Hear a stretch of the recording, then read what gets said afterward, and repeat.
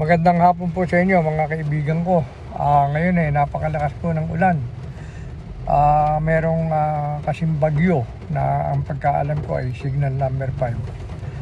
Hindi masyado ang lakas ng hangin pero yung buhos ng ulan malakas po at saka kalat. Tsaka talaga medyo madilim ang kapaligiran. Ang gusto ko sanang talakayin ngayon tungkol po doon sa balitang-balita ngayon na magaganap daw yung rapture sa September 23 to 24 na iyan ay iniugnay nila dun sa kapistahan ng mga trompeta o yung tinatawag na Feast of Trumpets. Yung Feast of Trumpets, isa po yan sa mga kapistahan ng ating Amang Yahuwah. Nung una, meron na pong mga nagsipagbigay ng petsa ng paghuhukom daw, araw daw ng paghuhukom. Yun daw yung pagbabalik ni Kristo. Araw-araw po ng paghuhukom o katapusan ng mundo. Pero iba po yung rapture kasi. Yung rapture po kasi ay isang yugto sa buhay ng mundo na sa buhay ng mga tao na magaganap dito sa mundo. Kung saan, yan po ay mababasa ninyo sa Biblia, sa Aklat ng Tesalonica. Binabanggit doon yung mga mananampalataya, yung mga alagad ni Kristo Yahushua. Sa isang kisap mata, kukunin na agawin ng ating Panginoong Yahushua.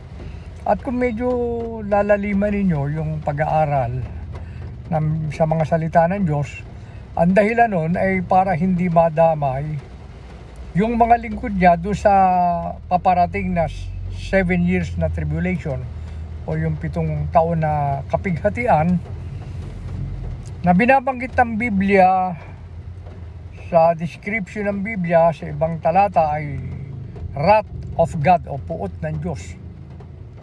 At sa ibang talata naman binabanggit din na Jacob's trouble kasi po yung 7 years tribulation talagang intended yan para sa Israel dahil pag naganap na yan, yung 7 years tribulation, doon na magsisisi ang bayang Israel. Doon na nila ma-realize o maintindihan, mapagtatanto nila na talagang si Kristo pala yung dumating noon. Na hindi nila kinilala, hindi nila tinanggap. Kasi po ang hinihintay nilang Kristong darating ngayon, yung hinihintay nila dumating na po . Ngayon, ang paparating na Kristo, yung Antikristo. Ngayon, ang Panginoong Kristo Yahushua, darating talaga siya pero may pagitan. Pag dumating yung Antikristo itong taon na to, bibilang kayo ng 3.5 years, saka palang darating yung si Kristo Yahushua. Kasi yung Antikristo, magpapakilala yan. Lalantad yan doon sa kalagitnaan ng 7 years tribulation sa ikalawang parte ng 7 taon. Ikalawang bahagi. Yung first 3.5 years.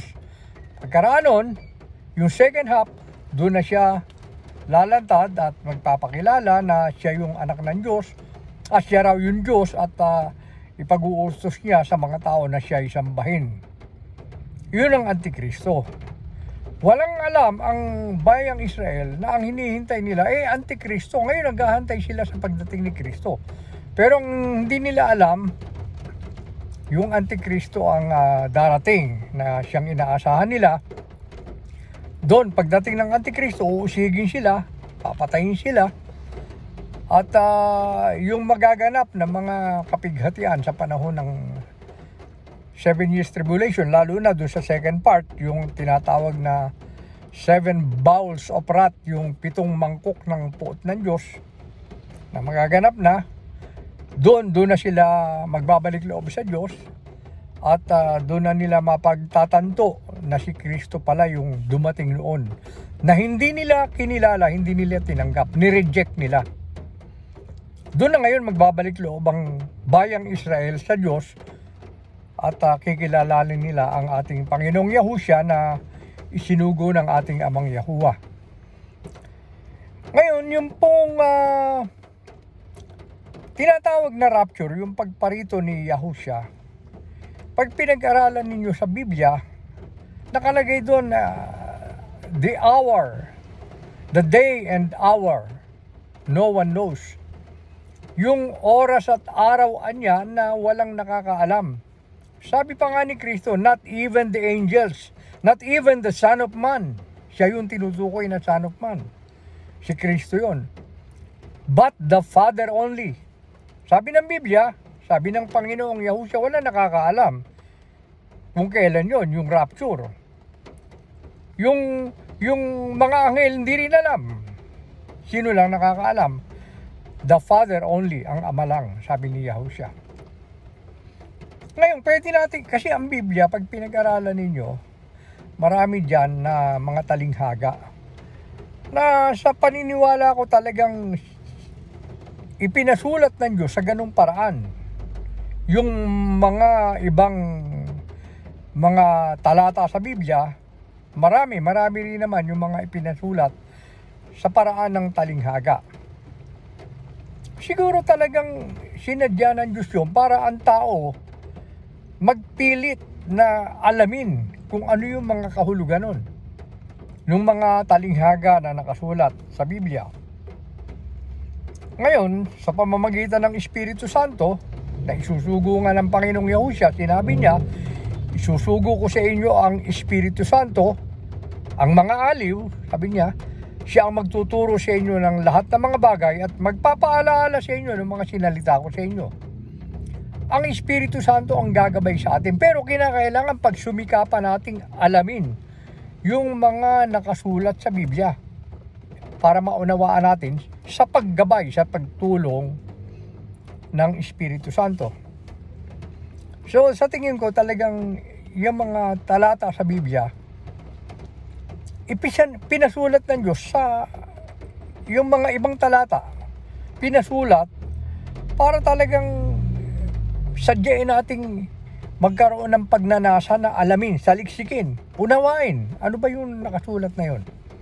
Katulad nung sinasabing tungkol doon sa pagparito ni Yahushua, kung saan yung mga alagad kukunin niya sa isang kisap mata.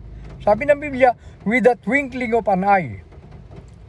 Kaya yung rapture magaganap yan, hindi abutin ng 1 minuto yan, segundo lang. Biglang mawawala yung mga tao dito sa mundo, marami, yung mga alagad niya. Mangyayari yun sa isang kisap mata, mabilis lang, hindi aabutin ng 1 minuto, 2 minuto, hindi, mabilis po yan. Nasa Biblia eh. Ngayon, nakalagay doon, sa oras at araw na yun, walang nakakaalam. Pwede tayo mag-isip. Sasabihin natin sa sarili natin, siguro nung ipinasulat yun, talagang walang nakakaalam tungkol doon sa oras at araw. Pero walang sinabi na pagdating ng panahon, wala pa rin makakaalam. Walang sinabi na darating ang panahon na mayroong makakaunawa, makakaalam. Kasi maski doon sa mga isinulat ni Propeta Daniel, may mga isinulat siya, hindi niya alam ang kahulugan eh. Kung ano yung hindi niya maunawaan, siya mismo sumulat. Katulad nung tinatawag na yung 70 weeks, yung sinulat ni Daniel, hindi niya naintindihan yun, pero ngayon nauunawaan na ng maraming mga tao, mga Bible scholars na nagsisipagsaliksik. Sinabi rin naman ng anghel eh, hindi para sa iyo yan, hindi para malaman mo yan. Yan eh, sa mga huling panahon yan malalaman. Kaya po pwede, sa aking pananaw, maaari, hindi ko sinasabing tama ako, pero maaari na sa mga panahon natin, malaman din kung kailan yung oras at araw. Pero, hindi ko rin masasabing tama ako. Ngayon, bakit nila sinasabi na September 23, 24? Ano batayan nila? Kasi yung mga naunang nagsipanghula sa araw ng paghuhukom, wala talaga silang malinaw na pinagbabatayan.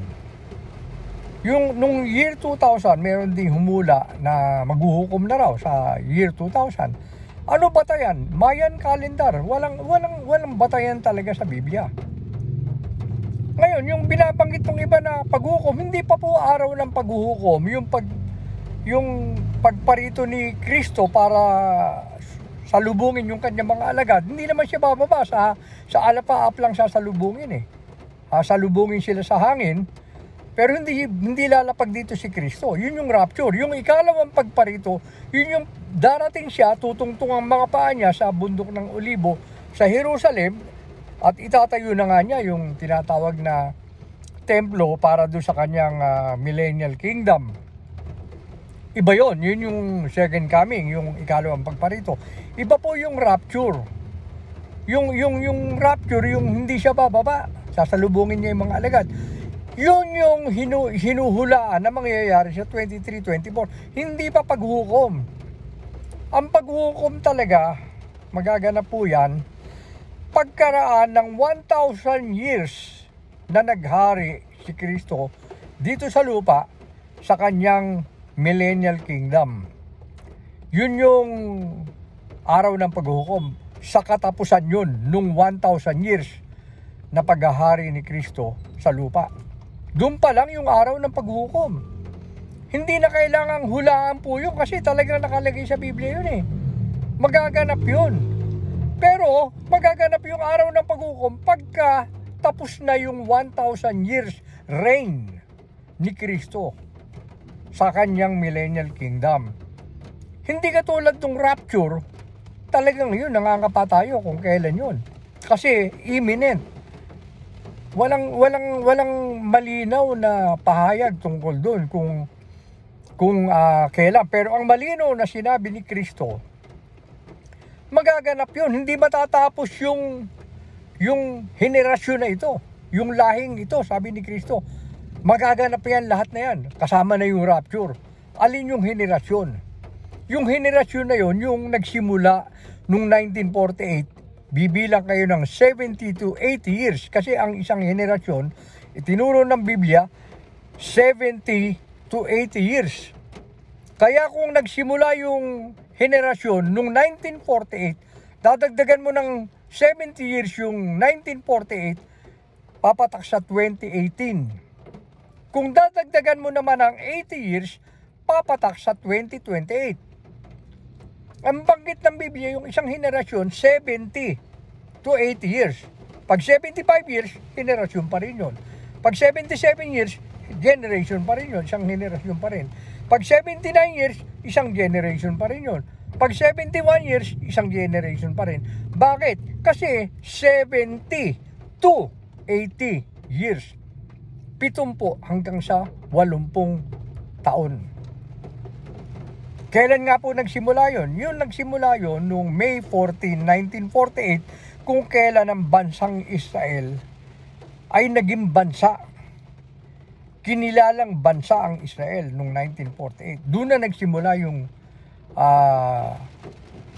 fig tree generation. Doon na nagsimula. Yun na yung end times. Hindi yung katulad ng tinuturo ng iba. Yun daw mga wakas ng lupa ay nagsimula noong 1914. Hindi po doon. Hindi po doon. Nagsimula po yung mga wakas talaga ng lupa papunta na sa mga wakas. Nagsimula po talaga yan noong 1948. Noong May 14, 1948, kung kailan natupad na yung hula sa Israel na sila ititipunin na muli. Yung mga buto, yung mga kalansay magkakaroon ng laman, magkakaroon ng magiging mabubuhay, magkakaroon ng buhay yung kalansay. Yun yung Israel.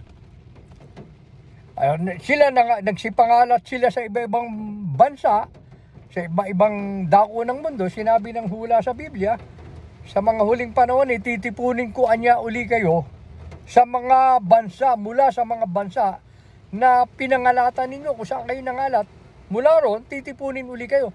Kaya, ang Israel naging bansa noong 1948. Ngayon,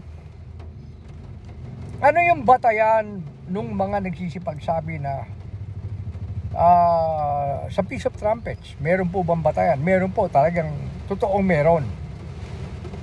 Ako nung year 2000, sabi nila maghuhukom, hindi po ako naniniwala ron.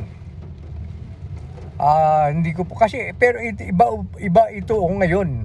Iba itong mga paliwanag nila kasi yung paliwanag po nila ngayon talagang nakabatay sa alignment ng mga biblical prophecies at yung mga biblical events, yung mga nangyayari ngayon sa panahon natin, mga global events na nangyayari ngayon na nakaugnay talaga doon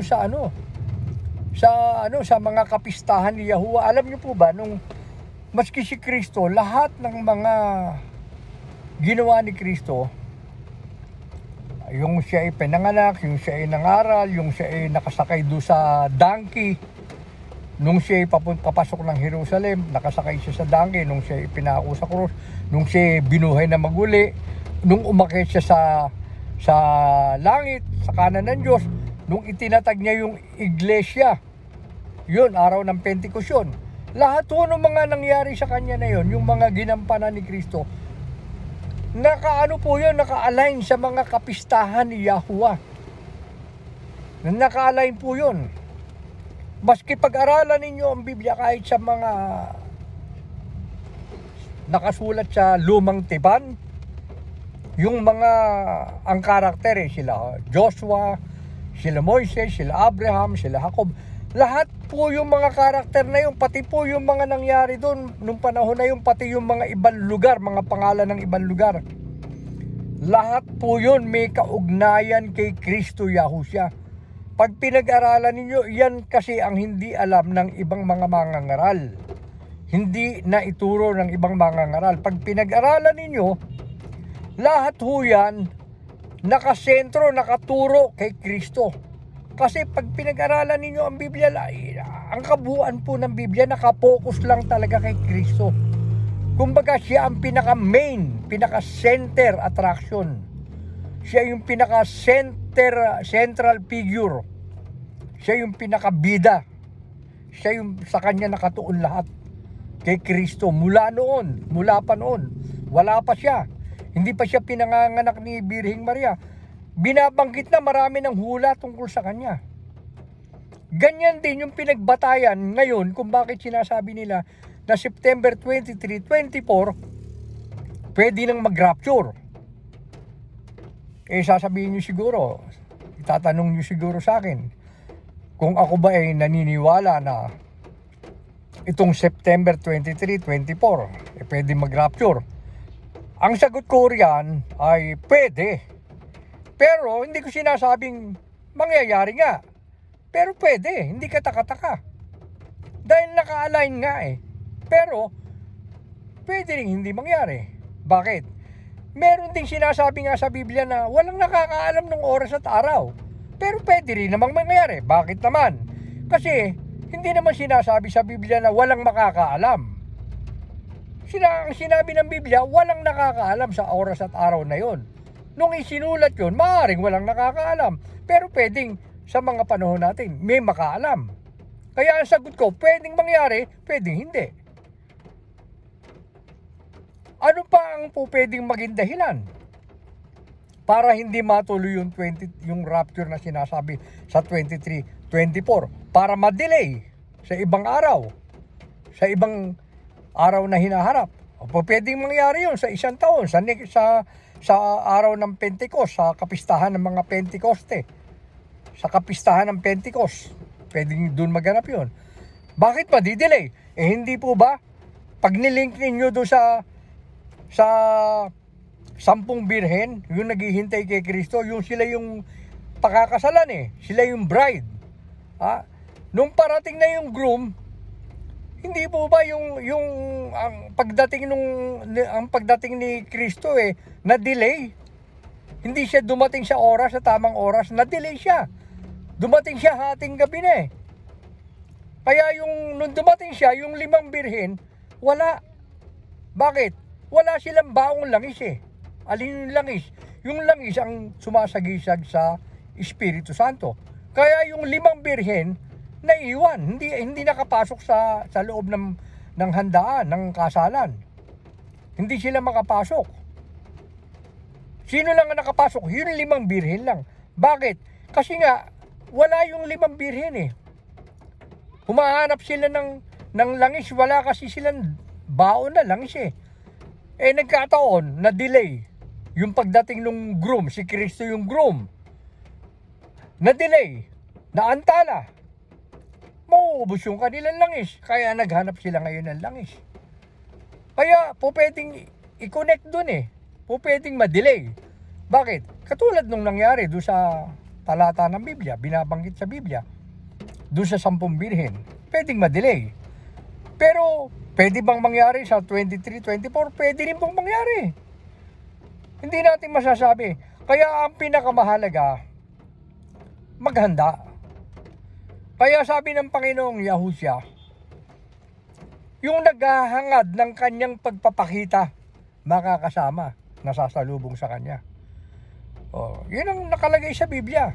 Kaya ang importante, meron tayong desire, paghahangad, pagnanasa na makita natin, na makasalubong tayo kay Kristo Yahushua.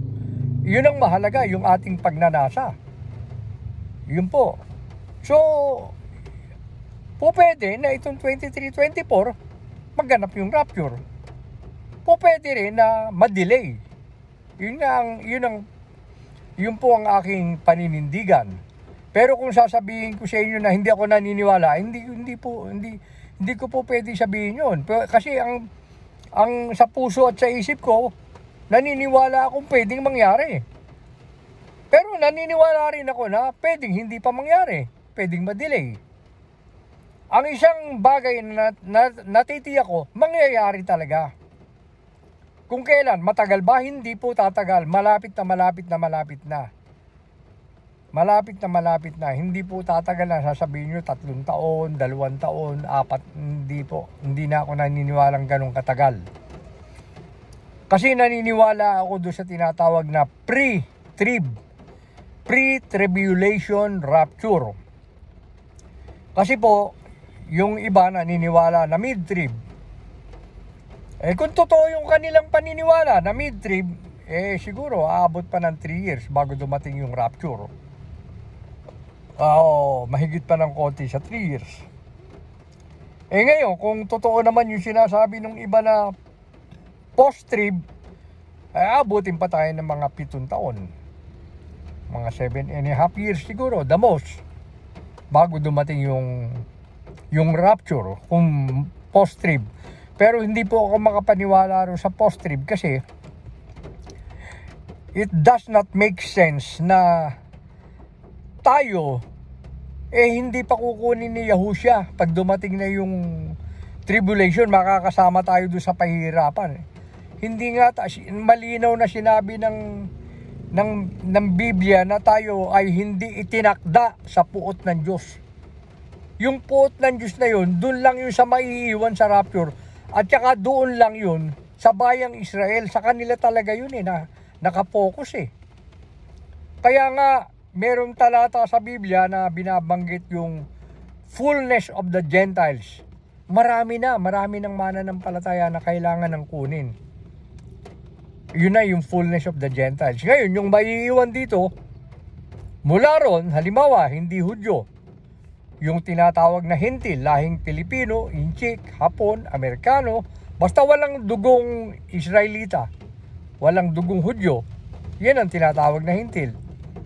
Meron pa rin maliligtas pag yung maiiwan sa rapture. Kaya lang, hindi kasing dami ng mga hindi maliligtas. Uulit-ulitin ko. Yung mga maiiwan, meron mang maligtas. Hindi kasing dami ng mga mapapahama kasi marami sa mga maiiwan sa rapture makakaranas ng sobrang hirap. Imbis na magsisi at magbalik loob sa Diyos, magagalit pa sa Diyos, mumurahin pa ang Diyos, lalapastanganin pa ang Diyos. Kaya sila lalong mapapahamak at sila talaga makakaranas ng matitinding hirap kung sila ay maiiwan. Siguro sasabihin nyo, bakit ikaw ganyan ka magsalita? Parang sigurado kang makakasama ka sa rapture. Kasi po, hindi po ako sigurado dahil ako ay mabait. Hindi ako sigurado dahil ako ay matuwid.